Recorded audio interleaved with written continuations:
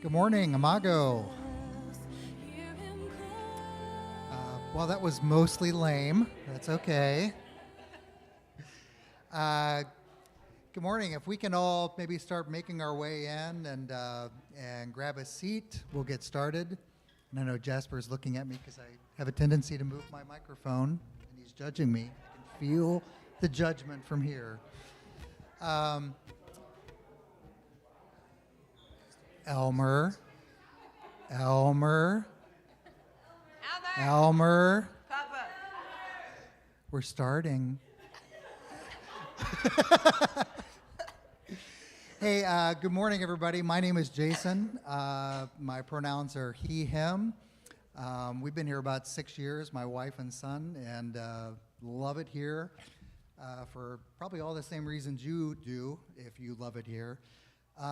Whether you're joining us in person or tuning in online, we're so glad you're here with us today. If you're a first-time guest, we extend a special welcome to you. We'd love a chance to get to know you better. There are visitor cars in the pews in front of you. If you'd like more information about Imago Day, or if you'd like to speak with someone, you can place those in one of the two boxes in the back that say offering. You'll notice those whitish, grayish, guess who didn't wear his glasses today? Boxes in the back. And let me see, we also have first-time visitor gifts on the table out front, so make sure that you grab one. I think they're the cups, right? Coffee cups with some stuff in them. And something you should know about Imago Day is that we believe everyone is created in the image of God. We strive for equality across the spectrums of gender, LGBTQ, UI+, and race, and across all of their intersections.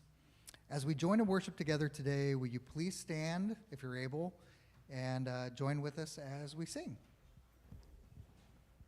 Good morning. My name is Sarah. My pronouns are she, her. We have Henry joining us today, Eli on vocals, and Jeff bouncing around on guitars in the back here. This first song we introduced last week, so it is new, but it is the story of Esther. So the first verse talks about the life and the story of Esther, and then second verse goes into kind of the connection with Christ, and into the third verse, it's how we are connected kind of across time and space from past to Christ to present. So the song was written by a collective of women who had put this together, and they did a whole album of the women of the Bible, and so this song specifically is for Esther.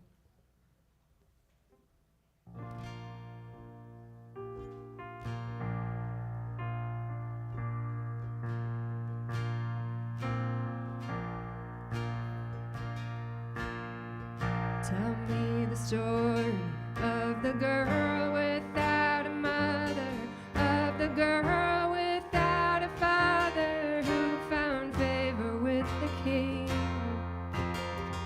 Tell me again about how he beheld her beauty, about the way she stepped out bravely, all her life an offering. She fell to her knees while she begged him, please, spare my people, oh, set them free, O King. Give them unmerited belonging to a kingdom that is coming. It's the song they'll keep on singing. It's the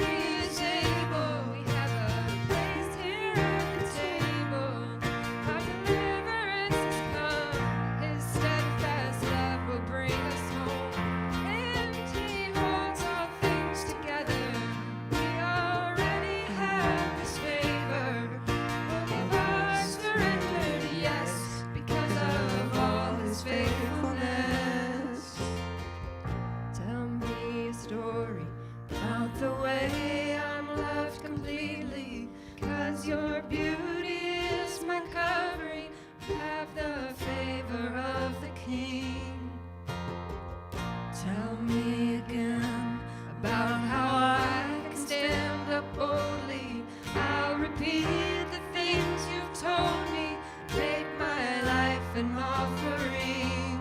So I fall to my knees. Oh, I beg you, Father, please, set all your people free. Help us live like we believe. Give them unmerited belonging to the kingdom that is coming. It's the song we'll keep on singing. It's the bells we'll keep on ringing.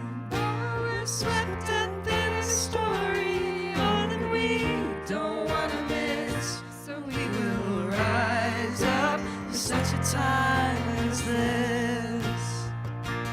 Oh, we're swept up in a story, more than we don't want to miss. So we will rise up for such a time as this. Oh, oh,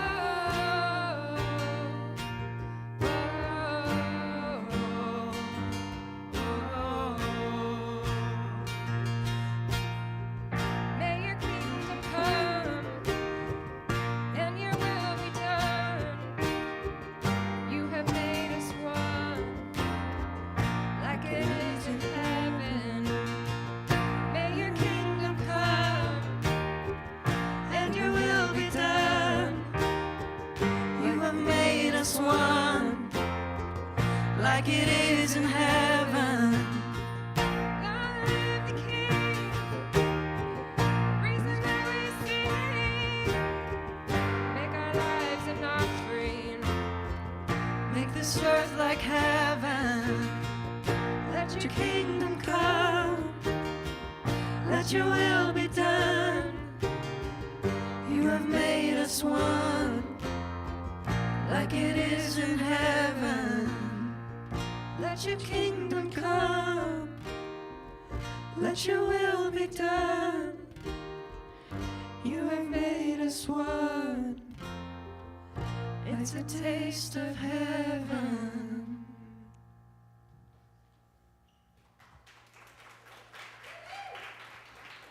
All right, this is time for our kiddos to go to Godly Play. So any of our children ages 4 through 2nd grade get to go have a great morning hanging out with each other. We're going to go into our 7 minutes of meet and greet at this time. So we dedicate 10% of our service to connecting with each other. So you can say hi, grab coffee, tea, run to the bathroom, give someone a hug with consent. For 7 minutes. During this time, you're also invited to come up for prayer requests. So we have little pieces of paper that you can write down any praises, rejoices, joys, sorrows, difficulties. If you would like it read out loud during our prayer request time, write a Y for yes, an N for no, if you would like that to go just to our prayer request team. So you are dismissed into beautiful 7 minutes. Maybe if you need a talk point, where was one place that you saw divine beauty this week?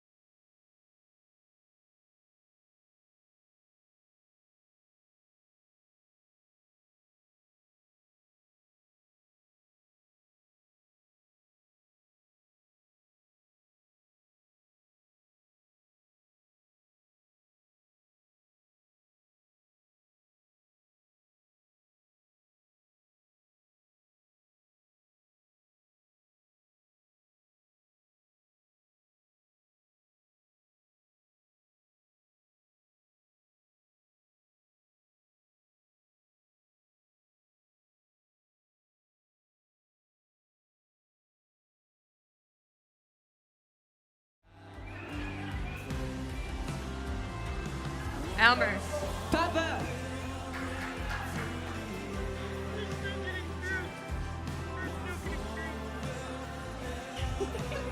Elmer's always the one getting in trouble.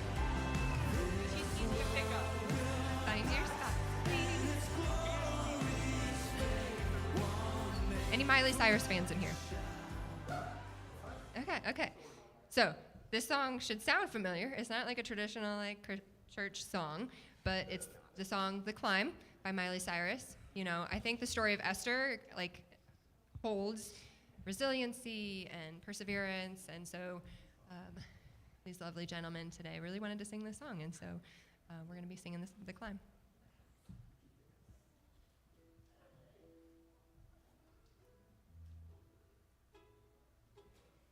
Can we get some ukulele?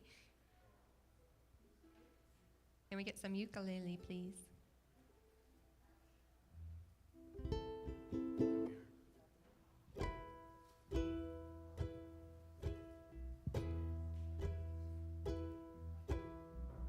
I can almost see it, that dream I'm dreaming, but there's a voice inside my head saying you'll never reach it. Every step I'm taking, every move I make feels lost with no direction. My faith is shaking. I gotta keep trying, gotta keep my head held high. There's always gonna be another mountain. I'm always gonna wanna make it move. Always gonna be an uphill battle. Sometimes I'm gonna have to lose. Ain't about how fast I get there, ain't about what's waiting on the other side.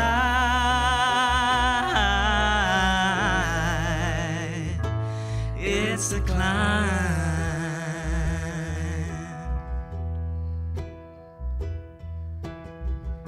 The struggles I'm facing, the chances I'm taking sometimes might knock me down, but no, I'm not breaking. I may not know it, but these are the moments that I'm gonna remember most, and just gotta keep going, and I gotta be strong. Just keep pushing on, 'cause there's always gonna be another mountain. I'm always gonna wanna make it move. Always gonna be an uphill battle. Sometimes I'm gonna have to lose. Ain't about how fast I get there, ain't about what's waiting on the other side.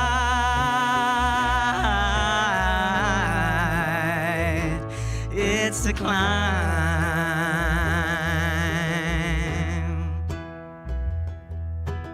There's always gonna be another mountain. I'm always gonna wanna make it move. Always gonna be an uphill battle. Sometimes I'm gonna have to lose. Ain't about how fast I get there, ain't about what's waiting on the other side.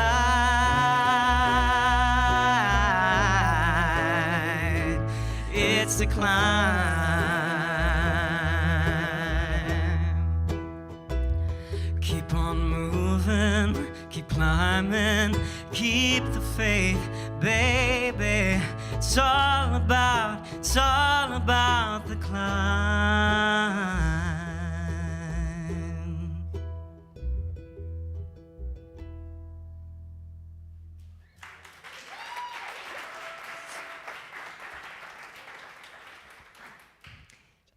At this time, we invite Henry's mama, Miss Angie Voss. We got the family today. I'm Angie Voss's son, actually. It's the inverse. Yeah. I'm a little Benadryl out this morning. Apologies. Good morning. I'm Angie, like we already know. My pronouns are she, her. And I'm reading from Esther chapter 2, 1 through 18.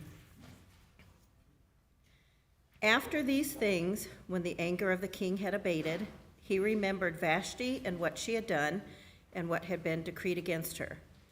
Then the king's servants who attended him said, "Let beautiful young virgins be sought out for the king, and let the king appoint commissioners in all the provinces of his kingdom to gather all of the beautiful young virgins to the harem in the citadel of Susa under the custody of Haggai, the king's eunuch, who is in charge of the women.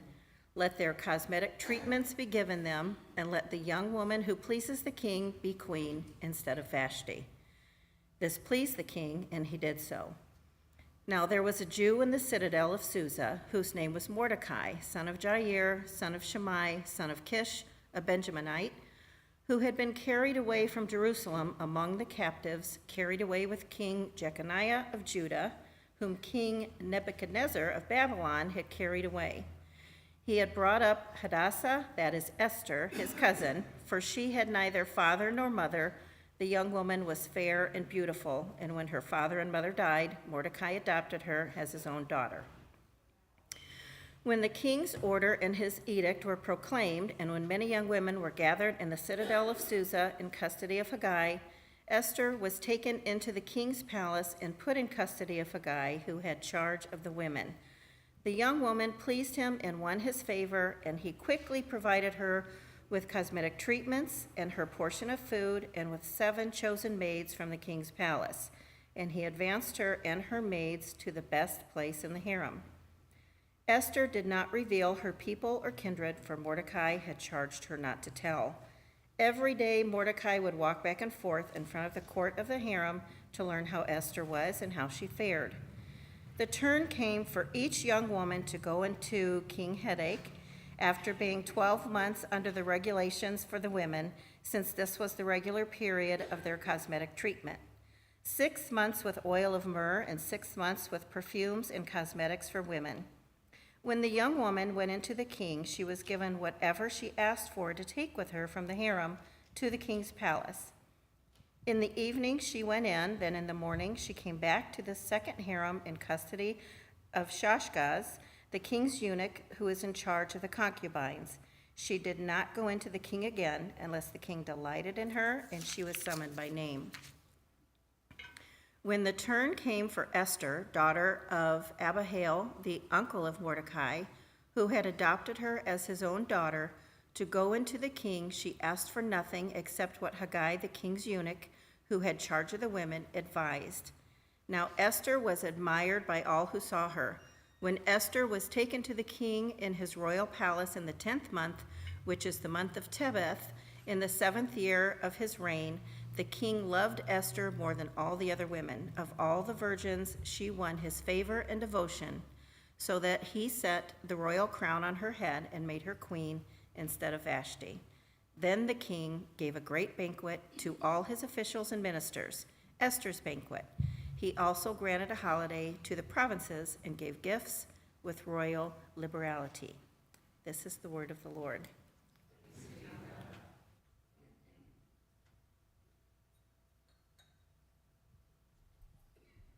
This next song is another special song, but this was selected by Melinda specifically. Any country fans in here? Little Big Town? Anybody?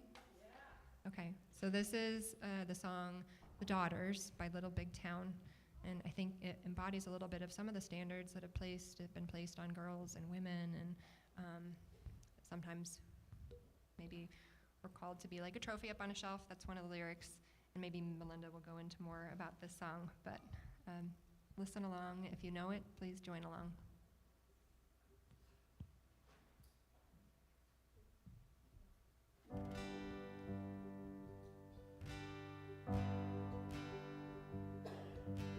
Girl, wash your face before you come to the table.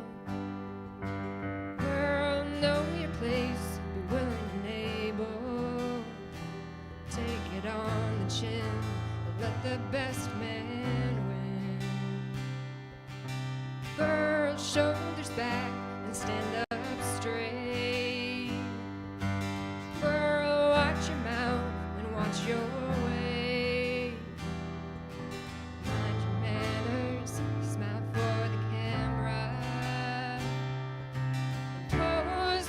trophy on a shelf. Dream for everyone, but not yourself. I've heard of God the Son and God the Father.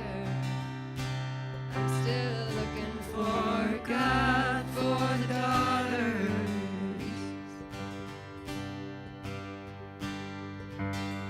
Oh, don't be weak and don't be strong. Say what you want just as long as you nod your head with your lipstick on. Pose like a trophy on the shelf.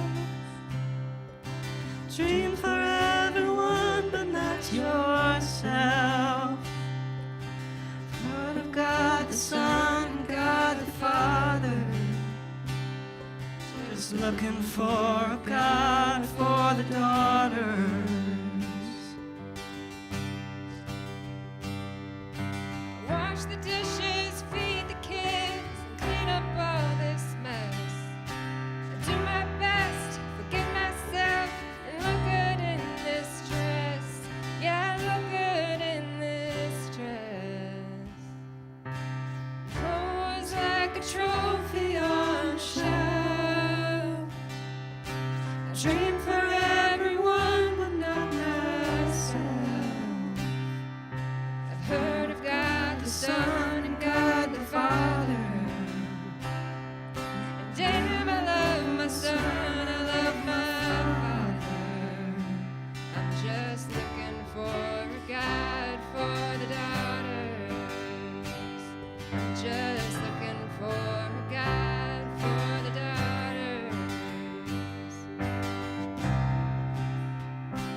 For the daughters. I'm just looking for a God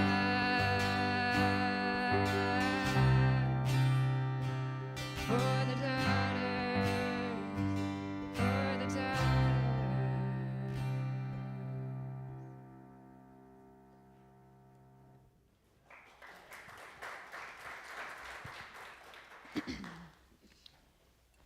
We are going to do scripture discussion this morning. I forgot about it last week, but these are in my hands so I don't forget, okay? I could spend the next 20, 30 minutes discussing the vanity in the world and the money that we spend on the things to make us look younger and slimmer and prettier, whatever. But if I were to do that, I would just be condemning myself because I enjoy all that stuff as much as anyone. And I just don't think that's the way to go. But I do think for women, there is a certain expectation, and maybe this is just my Southern upbringing, that there is a special expectation on women to look a certain way, be a certain way, act a certain way. I was a former beauty queen. I know that probably doesn't make any sense to you. But I was back in the day. Exactly. I have worn sunless tanner since I was 19 years old. When I die, and if I'm in a coffin, I better have sunless tanner on my body. I have loved makeup since I was 13 years old. I still enjoy it, and I always will. I like doing nice things to my faces to try to make me look a little bit younger. I haven't done Botox. I haven't done a chemical peel because that sounds really painful. But I do not judge anybody who does. We do what we need to do and feel like we like to do to make ourselves feel good, look good, whatever those things are. So when you talk about 12 months of beauty treatments, listen, I couldn't do that. Even I couldn't do that. If I meet with you somewhere during the week for coffee or lunch, I'm probably going to have my makeup on, and I'm probably going to try to dress cute. If I don't have any plans to meet anybody and you meet me somewhere, see me somewhere out during the week, I'm probably not going to have a stitch of makeup on because it's important, but it's not that important. I can let it go, in other words. But no judgment for me on beauty treatments. I couldn't do it. So, now, what are your thoughts and ideas and questions and comments about this scripture that we just read about Esther and her beauty pageant? It was. You're right. A lot of run-on sentences. That's so true. So I have 3. Yeah. First of all, you absolutely nailed it with all of those names. Absolutely. And places, It was great. Good and job. That was Great job. fantastic. Like, Yeah. I could not have done so well. You did a fantastic job. I was very impressed. So don't want to miss the fact that one of the first things that would stick out is whether or not he even remembered their name after all was said and done. That this was a sex contest, not just a beauty contest. It was.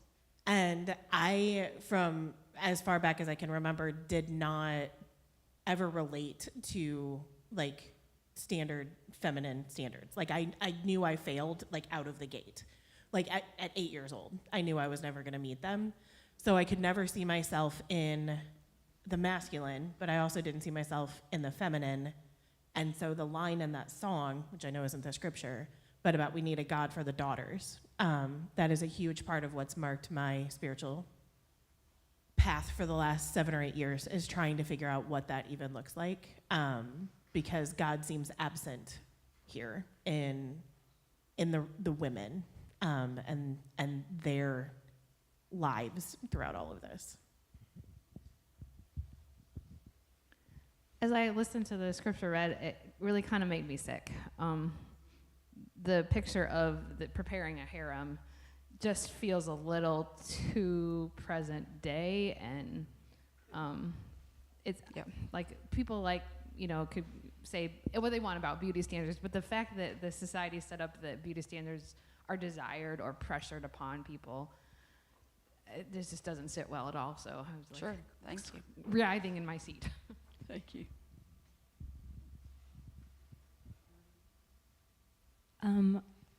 I think something that stands out to me, I know that like labels as humans like are important, right? We love our roles.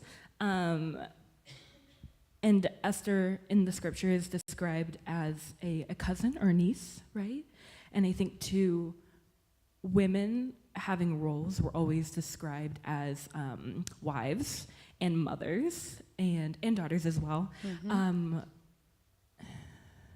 I think a lot of times, and we can talk about I could talk about the patriarchy all day, that worth comes from being a wife and being a mother, and I think women as humans, just as humans, are deserving of like worth and recognition. Absolutely. Regardless of beauty. Yes. Yeah. Yes. Yes. And so I have a hard time when like that's like how the first thing that like people say is like the role in which we have in society, when just as people, just as children of God, like that inherently has worth and not just what we are providing for. That's right. Thank you. Thank you. Well, similar to what Jillian just said, and that song and what you had just said about it being a Southern thing, it's an expectation all around the world that you women look a certain way, act a certain way, and be a certain way. And I think back, I always pick good-looking people to be by me so I look better. So, and this time I got younger and prettier, so I always look good next to them. So I think men do that thinking they're going to look better next to a beautiful woman, but there's an expectation for you to look a certain way. And a man can get big and fat and sloppy, and it's like, ooh, baby, you know? But no, I think women deserve everything in the world. And on the other side, maybe, because you see all these reality shows, like, I don't watch them, but I've seen like clips of like where, I don't know, The Bachelor, does The Bachelor pick a woman or does The Bachelorette? They're both. Okay, anyway. Yeah, and so, but this harem, as it turns out, can you imagine maybe, because even back then, like, you know how they talk about women wanting a sugar daddy, or, you know, it's like these women, I don't know if there was fussing behind it, if none of them really wanted to do it, but just had to. Yeah. But that were probably vying, And clearly, the one that, you know, got the favor got the best taken care of. And I think there's still that, even though, kind of like what everybody else was saying, that women are almost, sadly, in competition with each other. Mm-hmm. When we should just be one giant sisterhood, you know? Right. Be happy for the one that looks pretty. Be Yeah. you know, whatever. But don't feel like you're going to curry any extra favor only because of that. And if you do, please understand it's so superficial. That's right. So, yeah, I just wonder what the tent was like, or what the harem was like, when nobody was looking, if there had been that camera like a reality show. Right. You know, backstabbing and this and that and the other, Yeah. because I want to be the one that gets the most. Yeah. And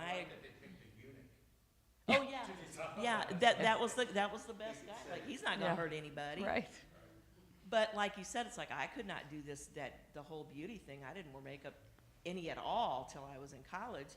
And just a funny story, because when we were in high school, they would have somebody come for like the home ec part of or not home ec, like a thing for during PE. Mm-hmm. And this lady come to show how you put on makeup in high school. And she was like, "Can I get a volunteer?" And everybody just pointed at me because I did not wear a stick, and they were like, "Take Doris, she needs the most help." And it was just like, I didn't realize there was anything wrong, and I was still like, I don't like it. Yeah. So, you know, if you do, you do. If you don't, you don't. Right. I finally grew into it, but yeah. Right. So. We had that same class on beauty people. Marines had to wear a special kind of makeup in their uniforms. And it has to be done a certain way. Wow. It's interesting to me that there was a lot of emphasis on them being virgins, Yeah. and specifically the discussion of eligible virgins, which, I mean, in that time implies that they were unmarried, which also implies that they were very, very young. So it's less likely that we're talking about women and more that we're talking about a harem of children, of girls, which was even more uncomfortable because as it develops, it gets essentially more explicit, and it's thinking that these are, you know, essentially it's the discussion of, like you said, breeding that idea of pitting them against one another because there is a one man in power who has control over that, in terms of the patriarchy, but also in terms of age, there's a power discrepancy. So.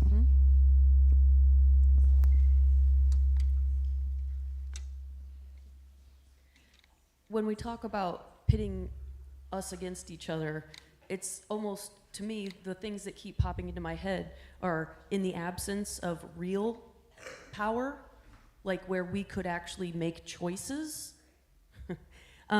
It's a scarcity mentality. Yeah. There's only a limited amount, and I'm gonna get it. That's right. There's only so much, so I gotta fight for it. That's right. So we play the game. We do. Absolutely true.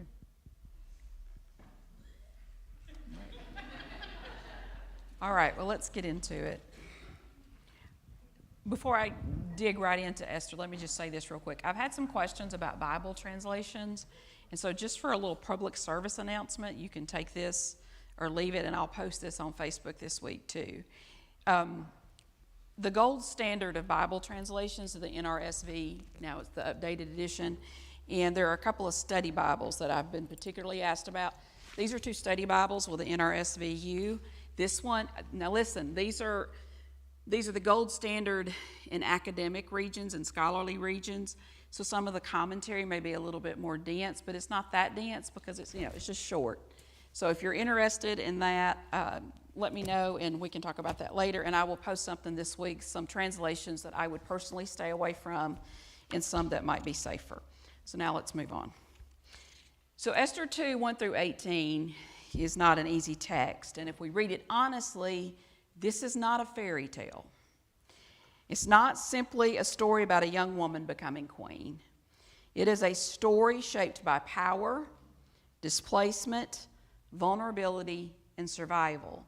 And as I said last week, it's also a story that's most likely not true. So the historicity behind this story is just not there. It does not connect. But it is used and as a valuable story, especially in the Jewish context of survival and about surviving the worst of the worst. And they do the Jewish people create an entire holiday around it. If we rush past all of these realities, just like what all of you just voiced, we not only miss the truth of the text, but also the deeper grace that is within it. So let's begin where the story begins, with an empire. The Persian king, Ahasuerus, King Headache, is nursing his wounded pride after Queen Vashti has been removed. His advisors propose a solution that sounds disturbingly like a policy dressed up as pageantry. Gather the most beautiful young women from across the empire, bring them into the royal harem, and let the king choose a new queen. So we see in the first 4 verses of Esther that the king's anger had simmered down. This monarch in our story, like I said last week, is not possessed of the self-control necessary to make wise decisions.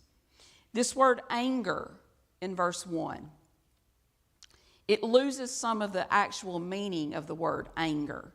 The translation says, when the anger of the king had abated.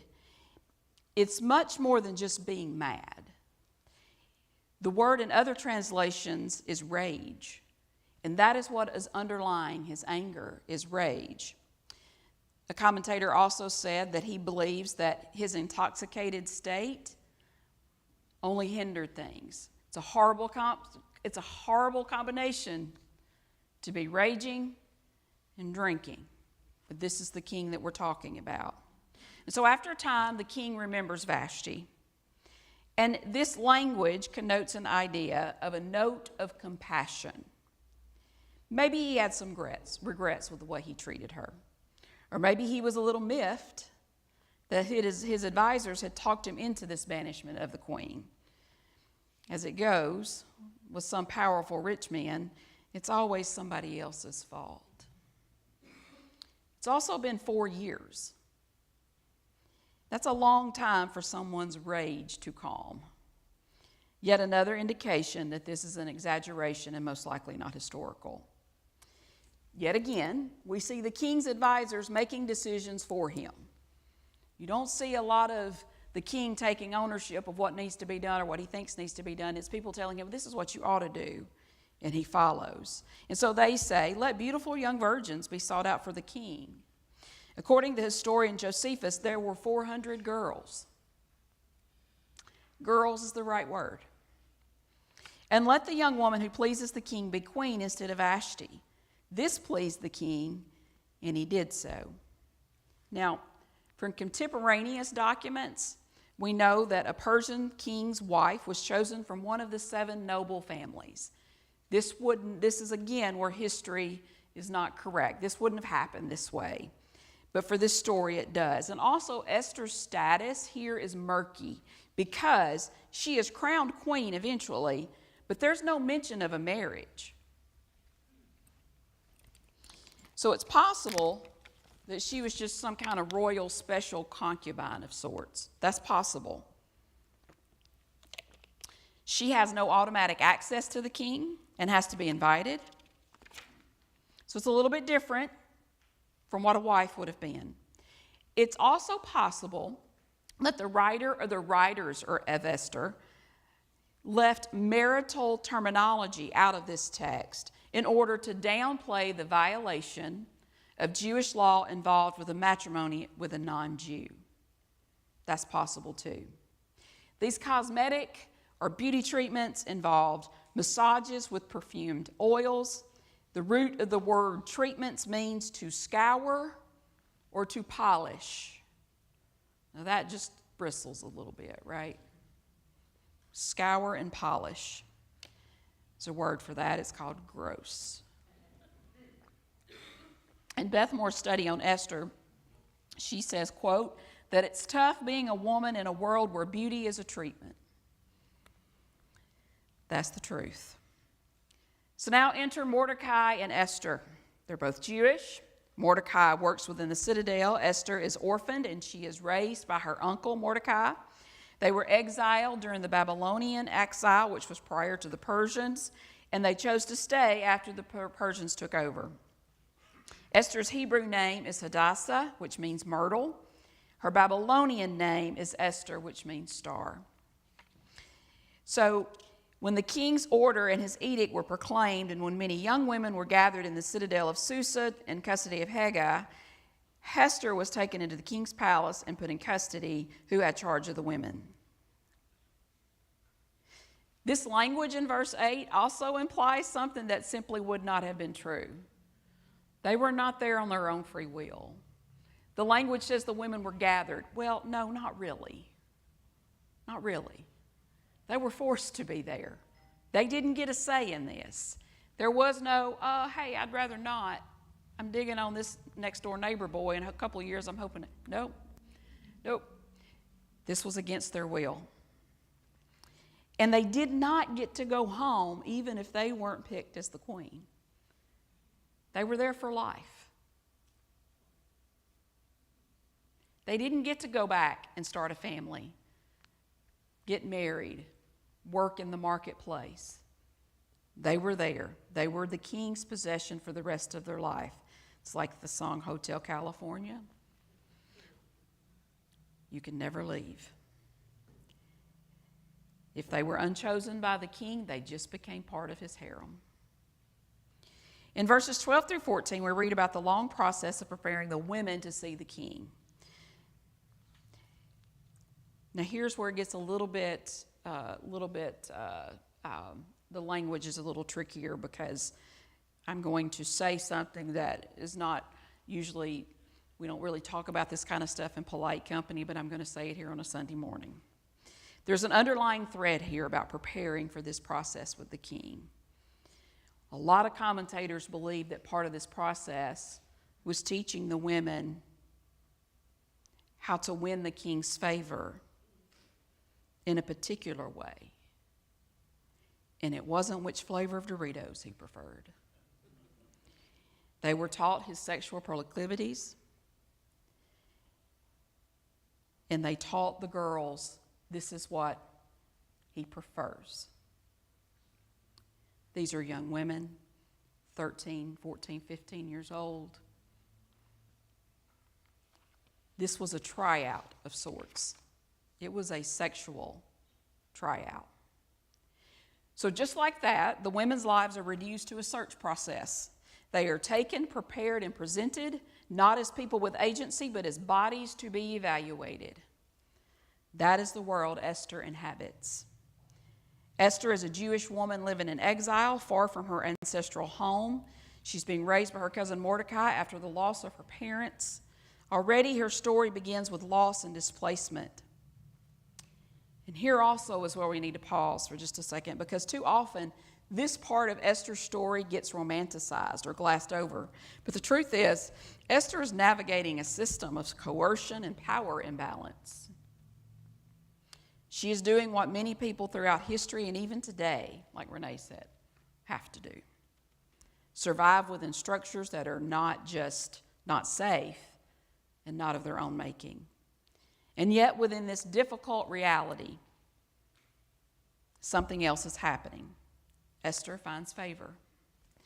She finds favor with Haggai, the king's eunuch. He gives her special care and attention. She gains the goodwill of those around her. She is liked by everyone, including the women. She doesn't ask for advice from the women on how to do this or that. She just leans on Haggai, the eunuch. The text implies that she gains the goodwill of all of those around her, including the women. She was Miss Congeniality. It also implies that Esther was wise and forbearing rather than impulsive, prideful, and self-destructively independent. Beth Moore says, Esther had people skills. Never underestimate the impact of God-driven people skills in the most uncomfortable human encounters. Despite the scowl-faced disapproval of the unbearable religious, we neither have to be carnal to be likable nor insincere to be endearing. We can love God and still be liked by people. And I would also like to say, in this day and age, I hope we've come a little bit further than just being quiet and mind your manners. I hope we've come a little bit further than that. To say, yeah, no, I don't want to. Yeah, not me. I'm out. It would be easy to say, based on where we've come to in the text so far, see, it all worked out. But that is just too simple.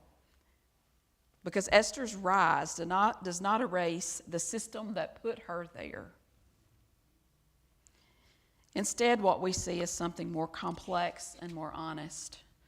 God at work in the midst of broken systems, not endorsing them, but refusing to abandon those who are caught inside them. And even though God is never mentioned in Esther's story, God is there. God is present in the quiet moments of the story, in timing and relationships, in courage that will come later. God is present in Esther's survival and her ability to navigate this dangerous world, in the small openings of grace that come her way. This is a different kind of divine presence than we often expect. It's not loud or dramatic, it is subtle, persistent, hidden even, and maybe that's exactly the kind of presence many of us need to recognize. Because you and I know this truth really well. Not all of life feels like miracles and mountaintops and happily ever afters. Many of us live in the in-between spaces, in systems we didn't choose, facing realities we didn't create, and carrying burdens we didn't ask for.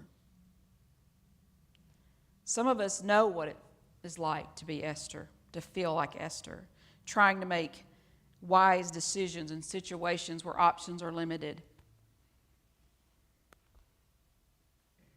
trying to hold on to identity while navigating environments that pressure us to conceal or conform, trying to survive, and maybe even find a way to thrive in less than ideal circumstances. And if that's where you are, Esther's story has something important to say. God has not abandoned you there. Even when God feels hidden, God is not absent. Even in systems that are unjust, God is still at work in quiet ways, through relationships, through resilience, through the courage that grows slowly over time. Here's another important piece about Esther. It's not just about personal survival, it's about what comes next. At this point in chapter 2, Esther has become queen, but she has not yet stepped into the full weight of her calling. She's also just a kid. Whether the story is true or not, she's a kid. When she is faced with a choice that will risk everything for the sake of her people, this moment that she's in right now is her preparation. It's not a good preparation, but it is preparation. The skills she is learning, the relationships she is forming, the position she now holds, none of it is accidental. Even in a system she did not choose, God is shaping something that will one day become a pathway for deliverance. Again, that does not mean the system is good. It means God is able to bring life even out of what is not. And that is a powerful truth.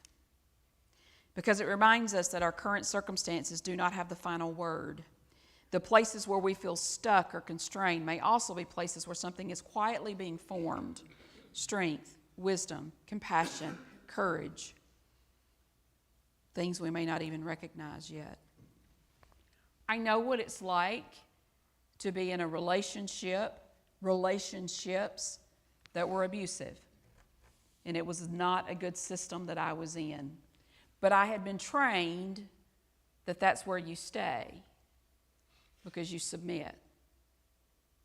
And I did that for far more many years than I should have. So I know what it's like. But I can look back now and see along the way there were moments of good. I got 4 great kids out of it. I wouldn't have missed them for the world. Should I have left sooner? Yep. My kids will tell you that. I wished I had listened to them other than the people that were spiritually over me saying, this is what you take on. This is your bed, you lie in it. I hope in today's day and age, we don't listen to those voices anymore. If it's time, it's time. We do it with love and compassion and kindness as best we can. But when it's time, it's time. And hopefully when we look back on it, we see some nuggets of good. So what does that mean for us? I'll invite the worship team to come back forward. It means that we are invited to look for God not only in the obvious places, but also in the hidden ones. It means we are called to honor the complexity of people's stories, including our own, without rushing to easy conclusions. It means we can trust that even when life feels uncertain or unfair, God is still present and still working, still weaving something we cannot yet fully see. It also means this: when we do have power, we do something different with it. We speak up.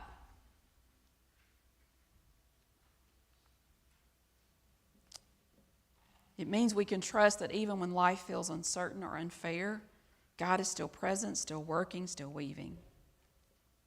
We have the ability, when we have a voice, to shape systems. We are called to do better than the empire that Esther lived under. Listen, had I not taken the path that I took at 21 years old, I would not have wound up here. I would not be here. I wouldn't have had those 4 kids. I wouldn't have met the friends and had the circumstances along the way that shaped and formed me that I wouldn't take anything for now. It was all good. It was a system that wasn't always good. But just like Romans says, we know that in all things, Christ works things together for our good. Never once believe that difficult circumstance, God says, oh, that's good. That's good. No, that's not what that's saying. Even in the hard, even in the bad, even in the trying and the difficult, God can bring something good out of it. And I believe that with every fiber of my being. I am living proof of it. We are called to create communities where people are not reduced to their usefulness or their appearance.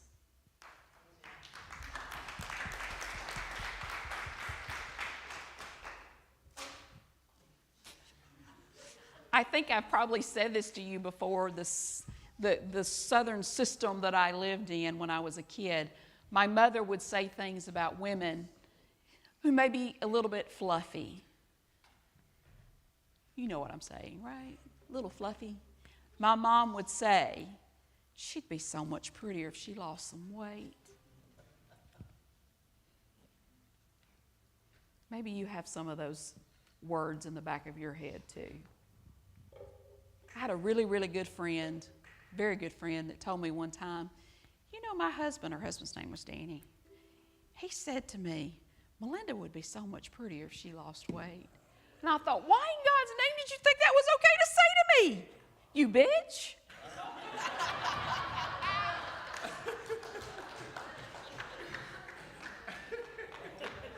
Sorry.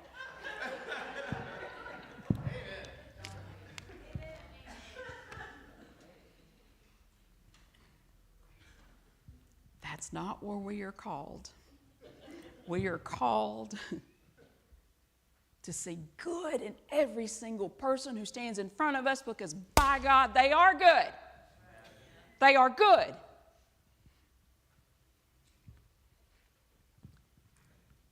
We need to be at the place where dignity is honored, where the vulnerable are protected, where no one has to simply survive to make it through. Esther's story begins in a world like that, but it does not end there. And by the grace of God, neither does ours. So hold on to this. God is present in the hidden places. God is at work in the in-between moments. And even now, something is being prepared within you, around you, and beyond what you can yet see. Amen.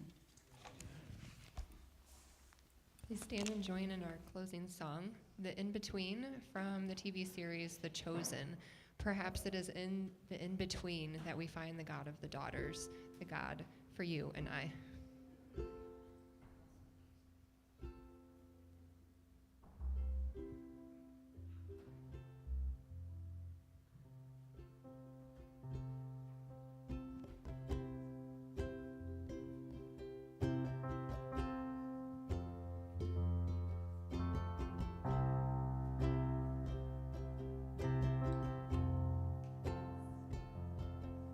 From death to life, from darkness to a shine, from fear to a peace I can't explain, from doubts to a hope, holding on and letting go of all the empty promises of shame. This is my song. I was one way, but now I'm different. There was a clear change in a holy collision. Who I was, who I'll forever be. He was the in-between.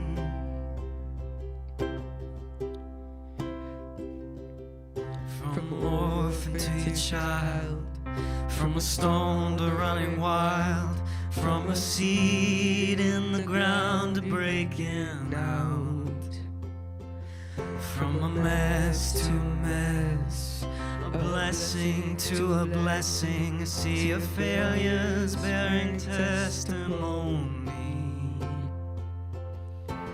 This is my song. I was one way, but now I'm different. There was a clear change in a holy collision. Who I was, who I'll forever be. You are the in-between. Love stretched out on a tree, screaming out, so that I could say, you've not forsaken me. You're the first and the last, my future and my past, who I was and who I will forever be. You are the in-between. I was one way, but now I'm different. There was a clear change in a holy collision. Who I was and who I'll forever be. You are the in-between. I was one way, but now I'm different. There was a clear change in a holy collision. Who I was and who I'll forever be. You are the in-between. You are the in-between.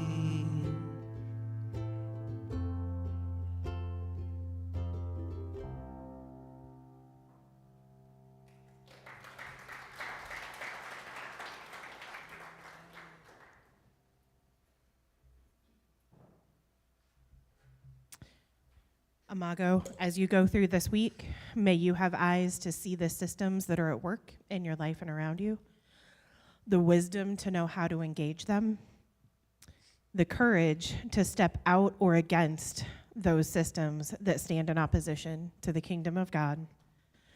And above all else, may you see God at work in and around you. Go in grace and peace.